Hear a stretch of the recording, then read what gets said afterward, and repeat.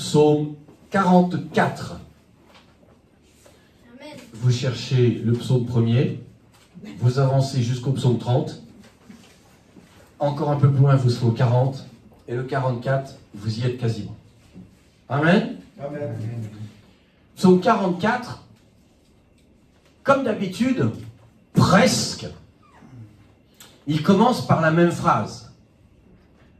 De David au chef des chantres. Et non. Presque. On a presque cru que c'était David. C'est les fils de Corée. Je ne sais pas si je vais réussir à vous exprimer la pensée aujourd'hui en entier, ou si on le fera en 2 fois avec dimanche prochain. Mais cette première phrase est terriblement importante. Si vous connaissez un peu la Bible, les descendants de Corée n'ont pas été à la fête. Corée, qui était un lévite de la famille de Kehath, se révolta contre Moïse à un tel degré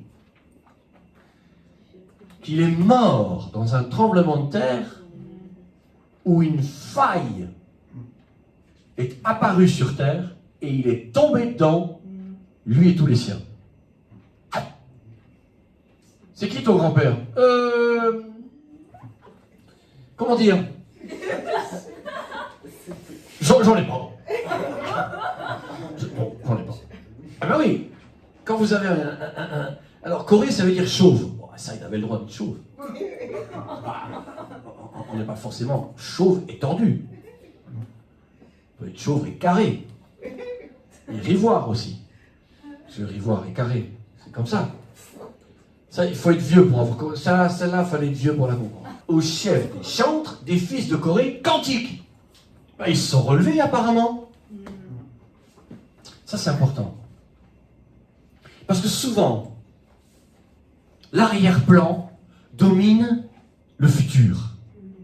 Mon père a fait ci, ma mère a fait ça, elle m'a abandonné. Oui, c'est sûr, c'est dur. Mais il y a un moment donné, quand tu t'accroches à Jésus, l'ennemi change de camp. Amen. Tu peux aller de l'avant. Amen. Tu peux aller de l'avant.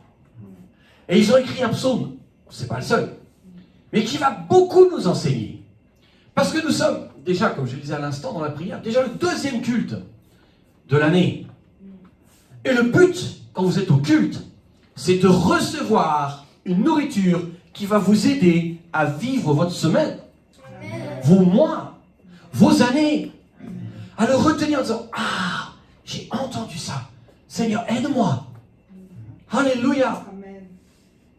Verset 2. Ô Dieu, nous avons entendu de nos oreilles, nos pères nous ont raconté les œuvres que tu as accomplies de leur temps, au jour d'autrefois. Non mais est-ce que vous vous rendez compte de la manière dont commencent les fils de Corée et le psaume? Les fils de Corée ont eu un très mauvais départ.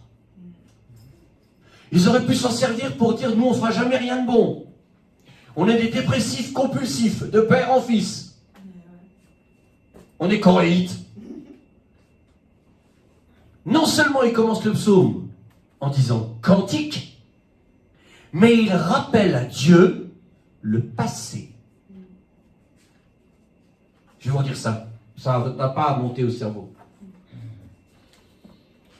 Ils sont tellement guéris. Ils sont tellement sur leurs 2 pieds qu'ils peuvent dire à Dieu, souviens-toi ce qui s'est passé dans le passé. Si vous avez une prostituée dans la famille, 2 générations en arrière, vous n'allez pas sortir l'album photo comme ça. Vous avez tendance à le mettre sous le tapis.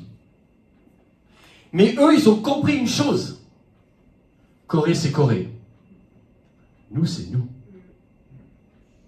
Lui, c'est lui. Nous, c'est nous. Il a décidé d'être rebelle, orgueilleux et méchant. Pas nous. Amen. Il a décidé d'avoir la bouche sale et noire. Nous, on chante. Amen. Ouh. Amen. Nous, on chante Dieu. Amen. Alléluia. Amen. C'est une décision. Amen. Amen. On peut être malheureux et heureux en même temps. La Bible déclare cela. Avec le cœur triste, le cœur peut être joyeux. Donc, Dieu nous donne la possibilité, même quand c'est très dur, d'avoir la tête haute. On peut pleurer en riant. L'âme pleure parce qu'elle est humaine. Mais en esprit, je me ris de l'avenir. En esprit, quand je chante, comme les fils de Corée, je proclame d'avance la victoire. Amen. Nos pères nous ont raconté les œuvres que tu as accomplies de leur temps, au jour d'autrefois. De ta main, tu as chassé des nations pour les établir. Tu as frappé les peuples pour les étendre. Ce n'est pas par leur épée qu'ils se sont emparés du pays. Ce n'est pas leur bras qui les a sauvés. C'est ta droite, ton bras, la lumière de ta face. Pourquoi? Parce que tu les aimais. Et là, ici, nous avons une leçon très importante. Ils disent à Dieu, il y avait des nations belliqueuses, des peuples, tu les as mis en déroute. Tu leur as mis la tôle. Mais, on a l'explication. C'est de ta main, regardez verset 3, c'est de ta main que tu as chassé des nations et tu as mis Israël à la place. Tu as frappé des peuples pour les étendre. Ce n'est pas leur épée. Ce n'est pas grâce à leur technique de guerre qu'ils se sont emparés du pays. Ce n'est pas leurs bras vigoureux, musclés, qui les a sauvés. C'est à droite. Qui est à droite? C'est Jésus. On parlait de cela la semaine dernière, souvenez-vous, en groupe de maison. Reconnaître Jésus en l'Ancien Testament, en théophanie. C'est Jésus, ton bras. Jésus a dit, je suis la lumière du monde. C'est la lumière de ta face. Qui il est? Quelle est la lumière de la face du Père? Le Fils. Mais, pourquoi c'est arrivé tout ça? Parce qu'il méritait? Non. Parce que tu les aimais. Pourquoi mercredi soir, on change la date? C'est rarissime dans l'Église. Pourquoi? La raison est simple. Par amour. Pour faire plaisir. Pour encourager. Amen. Amen. Le titre du message aujourd'hui, c'est pas Psaume 44. Le titre du message aujourd'hui, c'est « Ô Dieu, quelle est ma part ?» Quelle est la part qui est la mienne? Quels sont les efforts que je dois faire? Mais surtout, ô mon Dieu, quelle est ta part? C'est pas toujours facile de comprendre où commence ma part, où elle s'arrête. Parce que malheureusement, quand on fait une part trop excessive, on empêche le commencement de la part de Dieu. Si tu dois faire 10 mètres, et qu'à partir du 11e mètre, c'est Dieu qui s'en charge, mais qu'au lieu de faire 10 mètres, t'en fais 25, Dieu commencera au 26e mètre. Je te rassure, au 25e mètre, tu vas être fatigué. Et souvent fatigant. Mais nous apprenons jusqu'où je dois aller, Seigneur. Jusqu'où je dois m'arrêter. Et je suis le premier en quête, en disant, Seigneur, aide-moi. Quelle est ma part? Quelle est la prière? Quelles sont les actions que je dois faire? Et celles qui t'appartiennent à toi. Quand j'étais jeune, ça peut peut-être vous aider de vous l'illustrer par un petit témoignage ici ou là. Quand j'étais jeune, je voulais que tout le monde m'aime. J'ai l'impression que vous vous en fichez en fait, j'ai l'impression. Bon, moi je voulais que tout le monde m'aime. Je voulais de l'histoire avec personne. Je voulais de rancœur envers personne. C'est un vœu pieux. Ça ne marchait pas. Ça, je dois dire, c'est... Il n'y a besoin de rien pour que ça ne marche pas. Il suffit juste d'avoir d'autres êtres humains autour de vous. J'étais très modeste à l'époque, puisque quand je suis arrivé dans le Midi, personne ne m'attendait. Et j'ai vécu, comme plusieurs le savent, dans un camping. Ça suffisait. Ça suffisait pour que le regard des autres sur moi soit souvent négatif. Ça suffisait.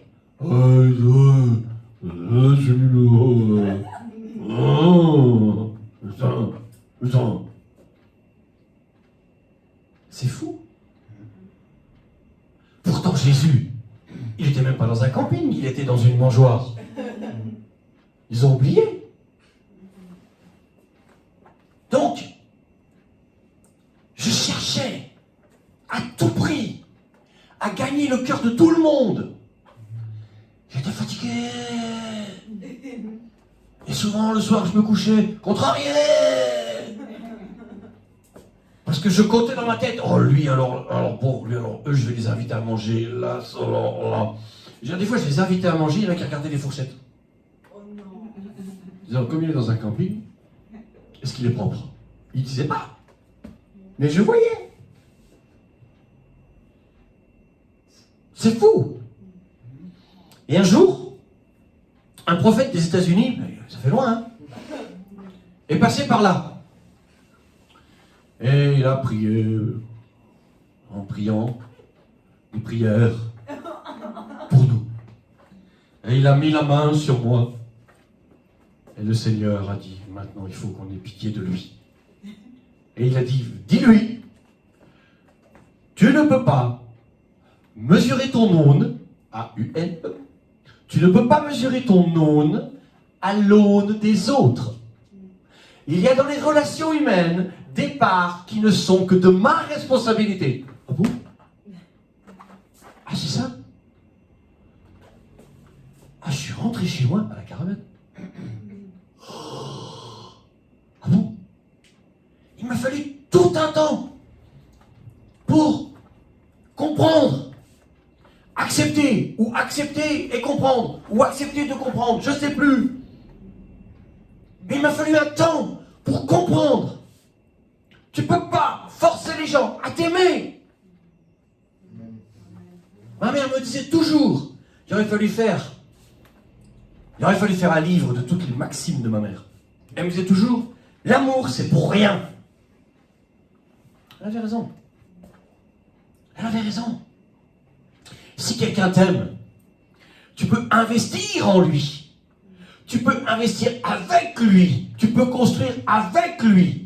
Si tu achètes l'amour, si quelque part, je vais utiliser un mot fort, si tu prostitues ton caractère pour essayer de gagner quelqu'un en faisant une image de toi qui n'est pas la réelle, tu vas juste être fatigué. Pourtant, la Bible nous montre, bon, je sais déjà que le psaume 44, on ne le fera pas en une fois, mais la Bible nous montre d'aimer notre prochain comme nous-mêmes. Donc, il y avait une dichotomie. Il y avait une réponse qui semblait ubuesque, mais qui ne l'était pas. Pourquoi? Parce que aimer l'autre ne signifie pas que tu dois devenir son paillasson sur lequel elle va s'essuyer chaque matin. Amen. Alors, je vais prendre un amen dans la salle, que je ne nommerai pas, au bon. Réfléchissez bien, avant de réfléchir, ayez de la réflexion. Parce que dans tout ce que je vous dis, on peut mettre un voisin de côté. On peut se contenter d'avoir un bonjour gentil à un patron. On ne peut pas mettre une femme ou un mari de côté, kéké, de côté. On ne peut pas aimer sa femme comme si on aimait son patron en disant « Bonjour patron, vous partez toute la semaine, quel bonheur, bon voyage ». Ça c'est mal. Mais en fait, c'est pas que c'est mal en soi. Wouh! c'est que c'est mal fait. La plupart des mariages sont mal construits. Vous n'avez pas consulté Dieu. Vous n'avez pas fait ce qu'il fallait. Alors forcément, quand c'est mal construit, eh bien ça s'écroule. Le problème, c'est que son conjoint, il faut construire. Il n'y a pas le choix. Il faut aimer, aimer, aimer, aimer. Et la plupart du temps, j'entends qu'une seule chose. Pas de l'amour, mais des plaintes, des plaintes, des plaintes. Avec ma femme, bon, nous vivons à ce moment une période, vous me l'accorderez, particulière. Mais nous avons dû apprendre à construire. On a dû apprendre à construire. On a dû apprendre à s'apprivoiser l'un l'autre. On a dû apprendre. Et ça n'a pas toujours été facile.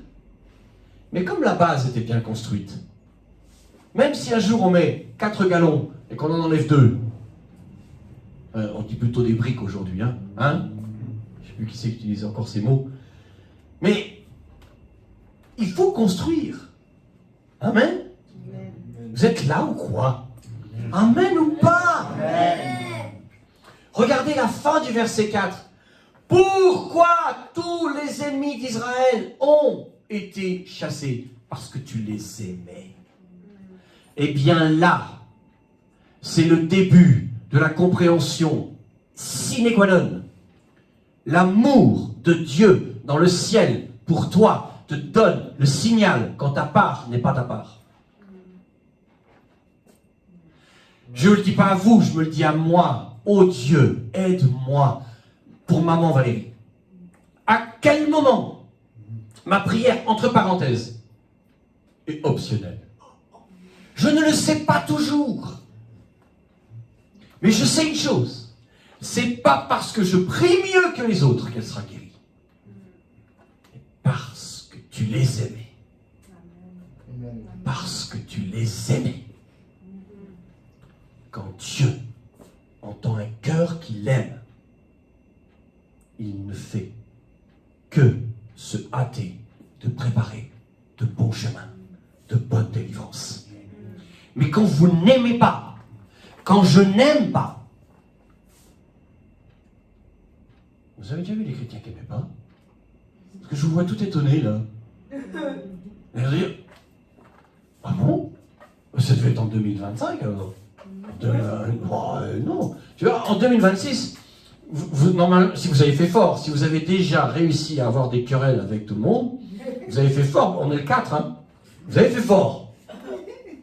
Bon, mais il y en a qui sont forts, hein. Écoutez-moi. Si tu n'aimes pas, et que tu vas te plaindre devant Dieu d'une personne que tu n'aimes pas, si je n'aime pas, et que je veux me plaindre devant Dieu d'une personne que je n'aime pas,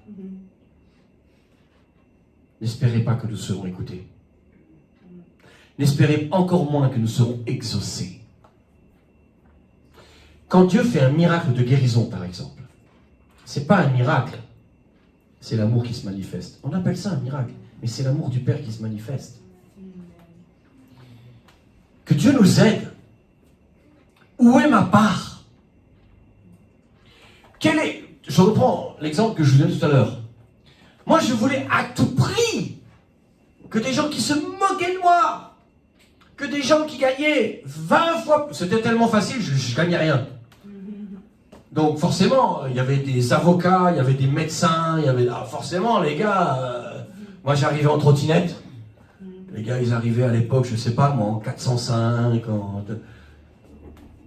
Bien sûr, j'avais l'air d'un abo. Mais il y a une chose que j'ai appris. Dieu a regardé le cœur de David derrière les chèvres. Il n'avait rien non plus. Il regardera de la même manière ton cœur. Rien ne commence sans amour. Quand vous avez donné votre cœur à Jésus, c'est parce qu'il vous aimait. Et par amour, il vous a attiré à lui. Et vous, en retour, nous apprenons à l'aimer. Mais il nous a aimés le premier. Si tu avais dit, on change l'ordre, celui qui m'aime, je le sauverai. Eh ben, Ah ben alors là, les cocos, on est mal, hein. Mais parce que Jésus t'aime. Il t'a sauvé. Maintenant, toi, tu as pris conscience. Ou en tout cas, tu commences à prendre conscience de ce que Jésus a fait pour toi. Et en retour, tu l'aimes un petit peu. Et moi, en ce qui me concerne, pas beaucoup. Je suis honnête. Je donne tout ce que j'ai à mon Dieu. J'ai essayé de toujours tout lui donner. Mais si ça devait être pesé dans la balance de Dieu, mon Dieu, il ne resterait pas grand-chose. Parce qu'en même temps, on essaye de l'aimer, et en même temps, on a de la haine contre un voisin, en même temps, on a de l'orgueil contre la belle-sœur. Jésus aimait tout le temps, tout le monde, en tout lieu, de toute manière. Waouh! On a un chantier énorme devant nous. Donc, où est ma part? Où est la sienne? Verset 5. C'est incroyable, on passe au singulier. Ô Dieu, maintenant, tu es mon roi. Le roi de mon grand-père, de ma grand-mère. Ok, maintenant tu es mon roi. À moi, le mien, tout entier, pour moi, maintenant, aujourd'hui, tu es mon roi. Amen. Et non pas Pierre. Mon roi, c'est pas grave. Oh mon Dieu, oh, c'est pas possible. Tu es mon roi. Ordonne la délivrance de Jacob. Il plaide pour le pays d'Israël qui a déplu au Seigneur. Mais tu es mon roi. Tu es donc celui qui m'aime, moi. Amen. Je peux donc, moi aussi, venir à la source et te demander, aide-moi. Amen. Alléluia. Amen.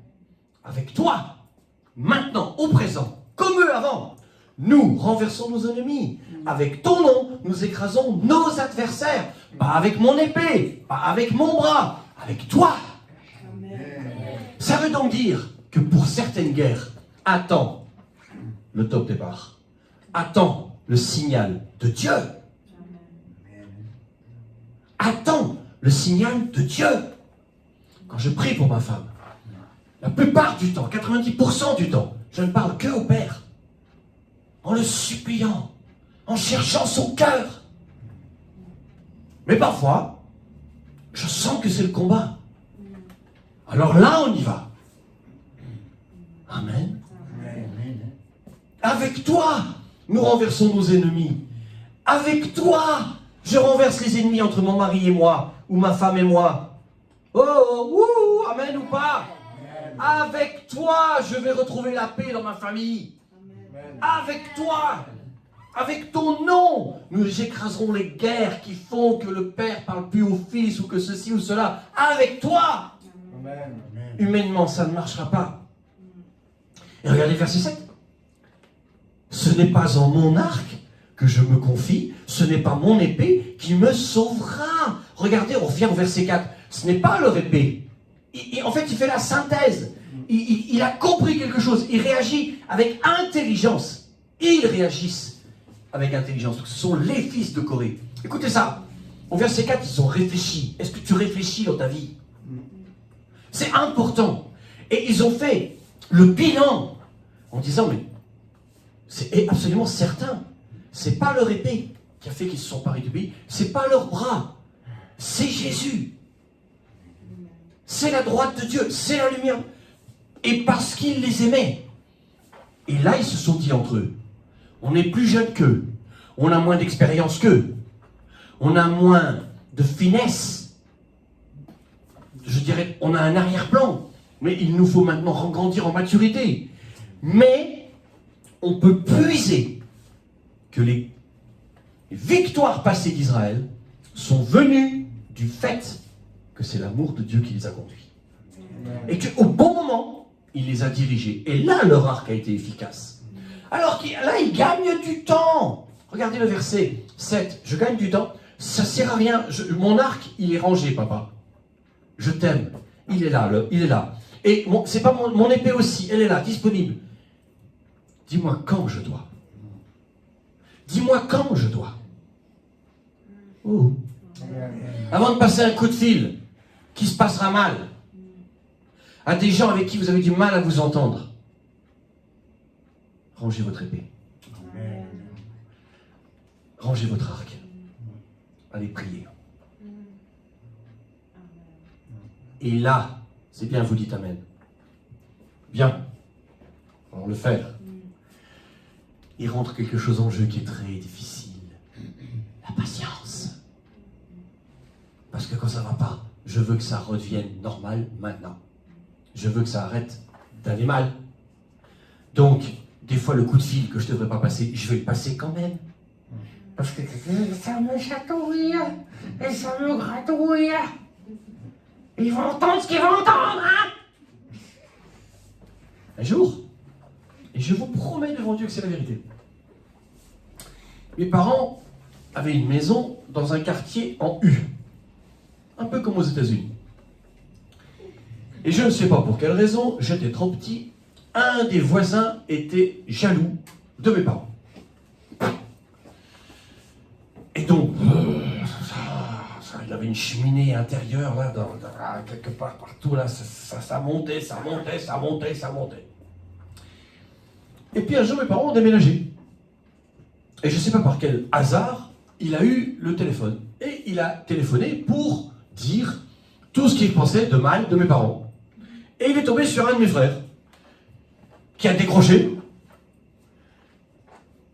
et puis qui a dit « Oh !» et il a posé le téléphone. Et puis il a oublié. Et puis un moment s'est passé, au moins une demi-heure, plus, je sais pas. Et puis... il y avait une voix. Il y avait une voix dans la maison, toute petite. D'ailleurs, entre parenthèses, et ça c'est par la voix du voisin méchant, c'est les jouets de Nathan, mon fils. Il y a 2 nuits, ou 3 nuits, je sais pas. Je m'endors. Fais l'artifice. Je me réveille. Je me rendors, fais l'artifice. Je me réveille. Je me rendors et j'entends un chien aboyer. Mais au loin, loin, loin, loin. Je me dis, mais qu'est-ce qu'ils ont à sortir un chien à 2h du matin? Et donc ça va à 2h du matin. Puis au bout d'un moment, je dis, c'est quand même un chien qui me dit quelque chose. J'ai l'impression d'avoir déjà entendu aboyer. Et en fait, c'est un tout petit chien, pas plus gros que ça, que maman Valérie a acheté à Nathan. Et en fait, il avance, et quand son nez touche quelque chose, il aboie. Et il avait été mal rangé, et son nez appuyait la commode. Donc il a aboyé toute la nuit. Mon Dieu. Bref, je reviens à mon voisin, et puis... Il y a un moment, je ne sais plus lequel a dit, mais... il y a une voix. Et puis, quelqu'un voit le combiné posé. Ah, hop. Voilà, c'est tout ce que j'avais à dire. Au revoir, crac. Ça veut dire que le gars, il a vociféré pendant demi-heure, 3/4 d'heure, tout seul. Par hasard, il y en a un qui a pris le combiné et il a juste entendu. Voilà, c'est tout ce que j'avais à vous dire. Au revoir, crac. On en rigole encore. Mais c'est quoi cette haine? C'est quoi cette haine? C'est quoi cette attitude des fois qui est soi-disant chrétienne ou sous prétexte des fois d'un verset ou de ci, de cela, on va sinon crucifier les autres. Mais pourquoi faire? Mais qui t'a demandé de faire ça? Apprends, écoutez bien ça, apprenez, et que j'apprenne aussi, à souffrir avec patience.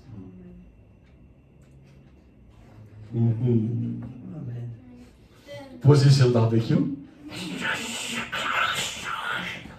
Je peux sortir? Non. Hein?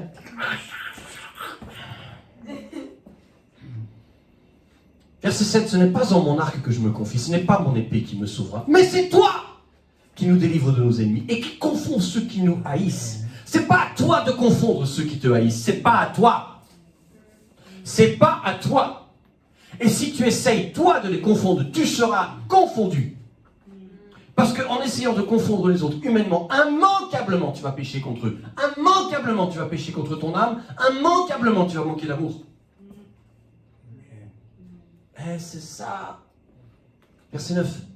Nous nous glorifions en Dieu chaque jour et nous célébrerons à jamais ton nom. Mais c'est dingue. Il parle d'aller se battre contre des ennemis, des adversaires, un arc, une épée, encore une fois les ennemis et ceux qui nous haïssent. Mais c'est quoi sa réponse? On va rien faire du tout. Regardez bien le verset 9 et on s'arrêtera là pour aujourd'hui. On va rien faire du tout contre eux.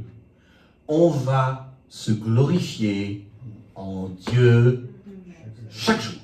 Amen.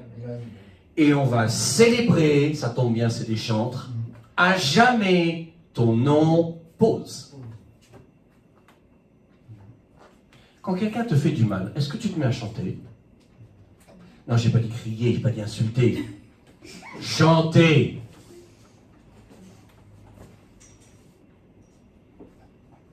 Oh, ça c'est une arme. Ça c'est une arme. Ça c'est la Bible. Ils ne s'occupent pas de leur épée. En tout cas pas pour l'instant. Pas de leur arc.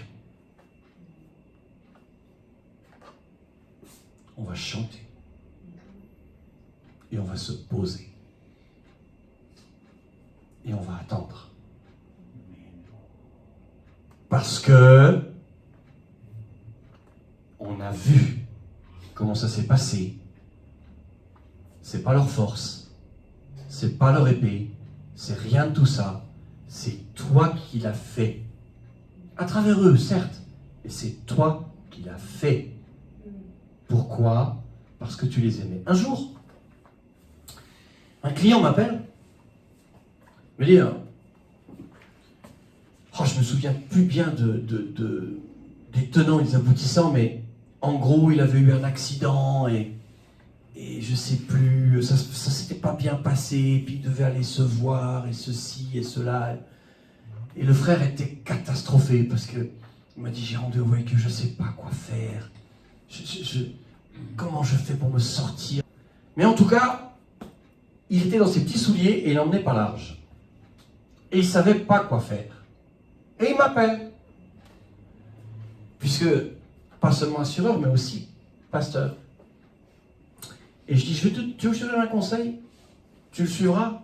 Oui, bon, toujours. Prends ta Bible. Montre-leur.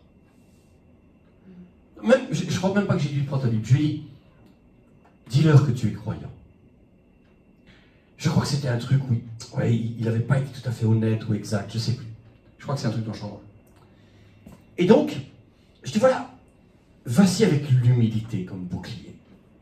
Tu leur dis que tu es croyant, tu leur dis que tu es chrétien, tu demandes pardon, tu demandes grâce, tu cries pas, tu calmes, et vraiment. Et ça, je m'en souviens. Il m'a rappelé, il m'a dit, j'ai été avec ma Bible, j'ai posé ma Bible sur leur table. Et j'ai dit tout ce que tu m'avais dit. Et ça s'est super bien passé. Alléluia. Alléluia. Le Seigneur est bon. Il vous aidera. À condition que vous n'ayez pas un mauvais cœur qui n'a décidé que de s'aider lui-même. Je vous redis ça. C'est pas toujours facile de savoir quelle est votre part, quelle est ma part. Mais il y a une certitude. Ma part s'arrête toujours à la haine. Ça, je ne vais pas. Ma part s'arrête toujours à la dispute. Je ne rentre pas. Ma part s'arrête toujours à la porte de l'orgueil. Il y a des fois, on va vous exciter. Et c'est comme si vous aviez besoin de vous défendre, sinon vous allez passer pour un abruti. Passe pour un abruti. Passe pour un abruti. Je vous avais déjà raconté ça. J'ai travaillé dans plusieurs missions intérimaires, ici et là. Je n'ai pas toujours été patron comme je le suis aujourd'hui.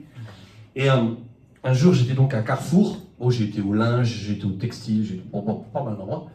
Et là, j'étais à la boulangerie. Ça sentait bon. Et j'avais pas encore d'épouse. Donc il ne s'agit pas de regarder les filles. Et un collègue me tape sur l'épaule, vous savez, il me fait « T'as vu la gonzesse dans le rayon là? Waouh, waouh, waouh, waouh !» Et moi, je ne regarde pas. Et là, il fait « Toi, t'es un bébé. Ça, toi, t'es pas normal. Hein? » Ah, c'était formidable pour moi.